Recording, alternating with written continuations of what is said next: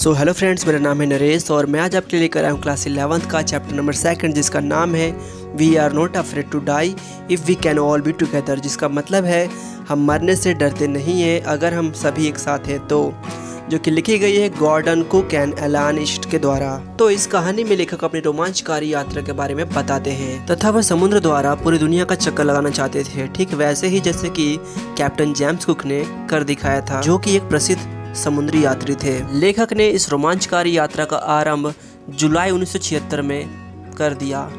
वहीं उस समय उनकी पत्नी यानी कि मैरी और उनका 6 साल का बेटा यानी कि जॉन और उनकी 7 साल की बेटी यानी कि सुजैन भी उनके साथ थे। लेखक की आयु उस समय 37 वर्ष की थी।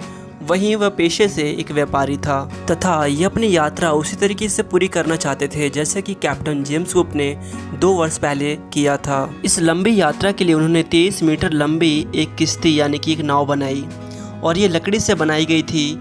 इसका वजन करीब करीब 30 टन था। इसको बनाने में पूरी सावधानी रखी गई थी तथा विपरीत परिस्थितियों और मौसम को ध्यान में रखते हुए इसकी टेस्टिंग भी की गई थी। यह यात्रा कुल 2,55,000 किलोमीटर की थी, जिसमें से 1,05,000 किलोमीटर पॉलीमाउथ से लेकर केप टाउन तक की दूरी तय करनी थी, जो कि बहुत ही आसानी से तय हो भी जाती है। और ये पहुंच जाते हैं केप टाउन में, जो कि साउथ अफ्रीका का एक समुद्री तट था। अब बारी थी एक ऐसी यात्रा तय करने की जो कि बहुत ही तूफ़ानी थी, यानी कि पूरे विश्व भर में सबसे भयानक और सबसे तूफ़ानी भरा महासागर से गुजरने की, जो कि है दक्षिण हिंद महासागर। क्योंकि हिंद महासागर बहुत ही तूफ़ानी भरा था और आगे जो है वो खतरे का सामना करना पड़ सकता था। इसीलिए लेखक यहाँ पर अपनी सहायता के लिए यहाँ पे 2 नाविक को हायर कर लेता है। एक का नाम होता है लैरी, जो कि अमेरिकन था, और दूसरे का नाम होता है हॉब, जो कि एक स्विट्ज़रलैंड का निवासी था। केप टाउन के बाद केप टाउन से चले उन्हें अभी 2 दिन हुए थे और तेज़ हवाएं चलने लगी। ये हवाएं लगातार कुछ सप्ताहों तक चलती रही और लेखक को इस बात की कोई भी चिंता नहीं थी। चिंता इस बात की थी कि लहर का आकार बड़ा होते जा रहा था। ये समय था 25 दिसंबर का और वो केप टाउन से 35 किलोमीटर दूरी पर आ चुके होते हैं और मौसम जो है बहुत ही ख़राब हो चुका होता है। उनके पास एक क्रिसमस ट्री भी होता है। उन्होंने उसी क्रिसमस ट्री से अपना क्रिसमस उस जहाज़ पर मनाया तथा उन्होंने अपना न्यू ईयर भी बहुत अच्छे से मनाया। उनको ये उम्मीद था कि मौसम जो है बहुत जल्दी ठीक हो जाएगा, लेकिन होता ये है कि मौसम ठीक होने की बजाय और भी ज़्यादा बदतर हो जाता है। 2 जनवरी को बहुत ही बड़ी बड़ी लहरें चलने लगी थी, इतनी भयानक लहरें कि हर एक लहर जब नाव से टकराती तो नाव ऊपर उठ जाती। हवाओं की रफ्तार और उसकी आवाज़ बहुत ही भयानक थी। उन्होंने जहाज़ के आगे वाले हिस्से में केवल एक छोटा सा सेल लगाया था। स्थिति अब बहुत ज़्यादा ख़राब हो चुकी थी और प्रत्येक लोगों ने एक दूसरे का साथ दिया और सभी चीज़ों को रस्सी से कसकर बांधा। जहाज़ की गति कम करने के लिए उन्होंने सेल को हल्का सा नीचे किया। साथ ही साथ उन्होंने इमरजेंसी नौका यानी कि बोट भी निकाल ली और लाइफ जैकेट भी पहन ली। अब शाम के 6 बज चुके थे और हर जगह सन्नाटा सा छा गया था, क्योंकि हवाएं बंद हो चुकी थी और आकाश काला हो गया था। फिर अचानक से एक गरजती हुई आवाज़ सुनाई दी। जहाज़ के पीछे की तरफ एक विशाल बादल दिखाई दे रहा था और वो बादल नहीं था, वो एक भयंकर लहर थी और ये लहर पहले से काफ़ी ज़्यादा बड़ी थी, लगभग दुगनी। तूफ़ान के साथ फंसना, गरज की आवाज़ गड़गड़ाहट में बदल गई। लेखक ने सोचा कि जहाज़ लहर के ऊपर पहुंच जाएगा और तभी एक भयानक सा धमाका हुआ जिसने जहाज़ के डेक को हिला के रख दिया। अब पानी की धार जहाज़ के ऊपर आने लगी थी और वहीं लेखक का सर स्टीयरिंग व्हील के साथ जा टकराया और वह जहाज़ के बाहर जा गिरा। उसे अब ये महसूस होने लगा था कि धाराएं बहुत ही खतरनाक थी, जिसमें से उसका बाहर निकल पाना बहुत ही मुश्किल है। अब वो ऐसा मान लेता है कि उससे अब कोई नहीं बचा सकता और उसकी मृत्यु अब नज़दीक है। वह ये सब सोच सोचकर अपने होश खोते जा रहा था और वह अब काफ़ी शांति महसूस कर रहा था। लेकिन तभी अचानक से उसका सिर ऊपर उठकर पानी से बाहर आ गया। लेखक ने अपनी इस नाव का नाम वे वॉकर रखा था। लेखक अपनी नाव से कुछ दूरी पर था और वो देखता है कि उसकी नाव पूरी तरीके से पलट चुकी है। नाव के पलट जाने के कारण उसका सेल पानी के तल के साथ लगा हुआ था। अभी एक तेज लहर उठती है और नाव को उछालकर सीधी कर देती है।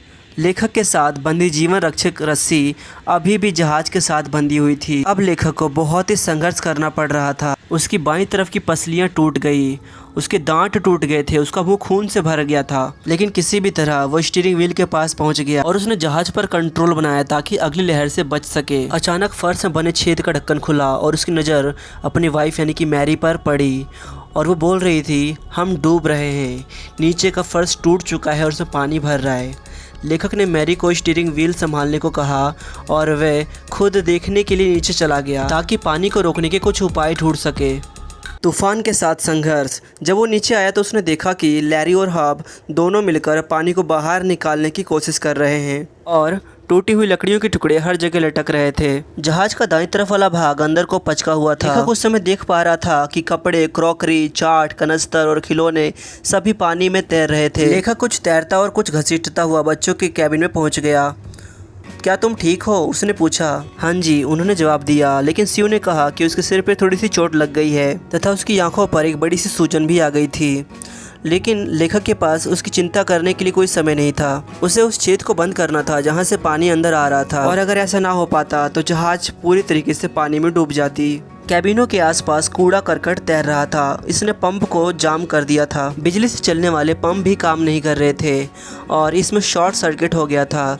जहाज में पानी का स्तर भयानक रूप से बड़ा होते जा रहा था और सौभाग्यवश उसके पास एक दूसरा बिजली का पंप था। लेखक ने इसे बाहरी पाइप से जोड़ दिया और इसे काम करना शुरू कर दिया। अब लेखक बड़े बड़े छिद्रों को बंद करने में सक्षम था। अब रात हो गई और उन्हें पूरी रात भर पानी निकालते और जहाज चलाते रहना पड़ा। उन्होंने सहायता के लिए रेडियो सिग्नल भी भेजे परंतु कोई भी जवाब नहीं आया। लेकिन इसमें कोई आश्चर्य की बात नहीं है क्योंकि वो दुनिया से बहुत ही दूर आके फंस गए थे। सीयू का सर बुरी तरीके से सूज गया था। उसकी आंखें भी काफ़ी काली हो गई थी। उसके बाजू पर गहरा घाव हो गया था। जब लेखक ने उससे पूछा कि उसने अपने इस घाव के बारे में क्यों नहीं बताया, तब सीयू ने कहा कि मैं आपको परेशान करना नहीं चाहती थी, वो भी उस समय जब आप हमारी जान बचा रहे थे। एक टापू की तलाश। 3 जनवरी की सुबह तक पानी का स्तर काफ़ी हद तक काबू में आ चुका था। इस बात को 15 घंटे बीत चुके थे और जब लहर जहाज से टकराई थी और वे बच गए थे। अब वे बारी बारी करके 2 घंटे आराम कर सकते थे, लेकिन जहाज के निचले हिस्से में अभी भी काफ़ी मरम्मत करनी बाकी थी क्योंकि वहाँ लकड़ी के सभी फ्रेम टूट गए थे और अब ये लग नहीं रहा था कि उनकी नाव यानी कि वेव वॉकर ऑस्ट्रेलिया पहुंच पाएगी। लेखक ने अपने मैप को देखा और ये गणना करी कि पूर्व दिशा में कुछ 100 किलोमीटर की दूरी पर 2 छोटे टापू हैं और उनमें से एक एम्स्टर्डम था। ये दिन होता है 4 जनवरी का और वे लगातार 36 घंटे से पानी को पंप की सहायता से बाहर निकाल रहे थे और अब केवल कुछ सेंटीमीटर पानी ही अंदर रह गया था तथा वह सेल लगाने में भी सक्षम नहीं थे और जहाज में प्रेशर इतना बढ़ चुका था कि जहाज किसी भी समय टूट सकती थी। लेकिन कैसे भी कर उन्होंने एक तिकोन सेल लगा ही दिया और उस दिशा की तरफ चल दिए जहां वे सोचते थे कि 2 टापू हैं। मैरी को उनके लिए कुछ मांस और कुछ बिस्कुट मिल गए। लगभग 2 दिनों के बाद उन्होंने भोजन किया। हम मरने से नहीं डरते, ये राहत सिर्फ थोड़े समय के लिए ही मिली। सुबह 4 बजे उनके पीछे काले बादल हो गए, हवा तूफानी हो गई और लहरें ऊंची हो गई। रात भर मौसम खराब होता गया। 5 जनवरी को स्थिति दोबारा से बहुत ही भयानक हो गई।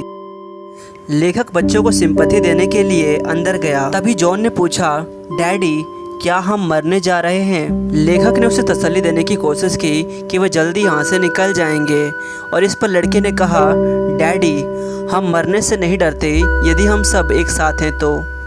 आप और मम्मी, सीयू और मैं। और इस चैप्टर में दिल छू लेने वाली बात जो कि जॉन ने बोली और अपने पिता का हौसला बढ़ाया, we are not afraid to die if we can all be together, जैसा कि चैप्टर का नाम है और ये चैप्टर इसी लाइन पर आधारित है।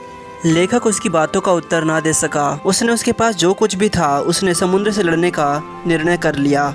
उसने जहाज को रोककर उसके ठीक हिस्से को लहरों की तरफ रखने का निर्णय किया। उस शाम लेखक और उसकी पत्नी हाथ पकड़कर इकट्ठे बैठ गए और टूटे हुए तख्तों से पानी अंदर आ रहा था और दोनों ने अनुभव किया कि उनका अंत बहुत नज़दीक था। आशा की किरण।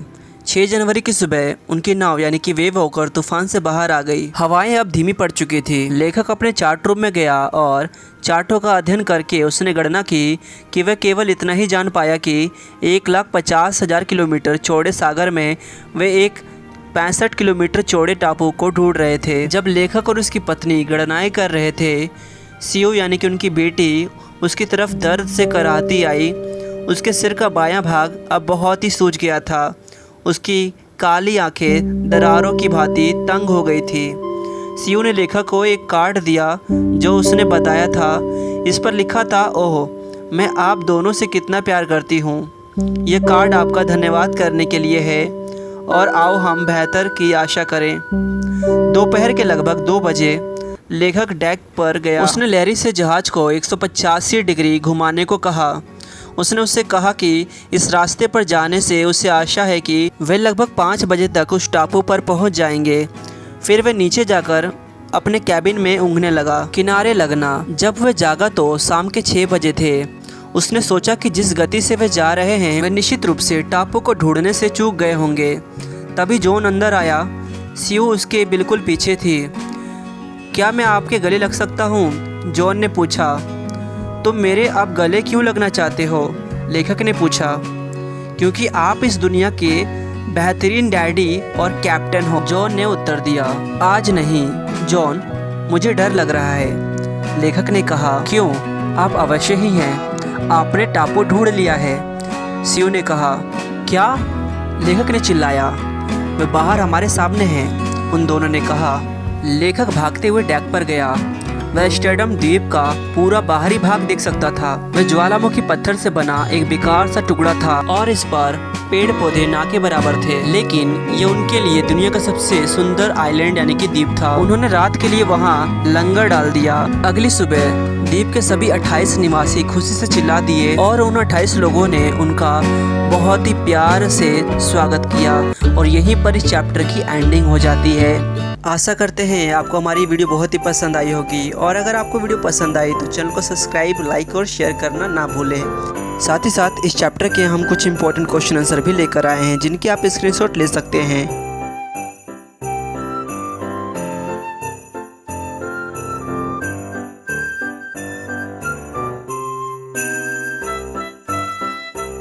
Thank you for watching.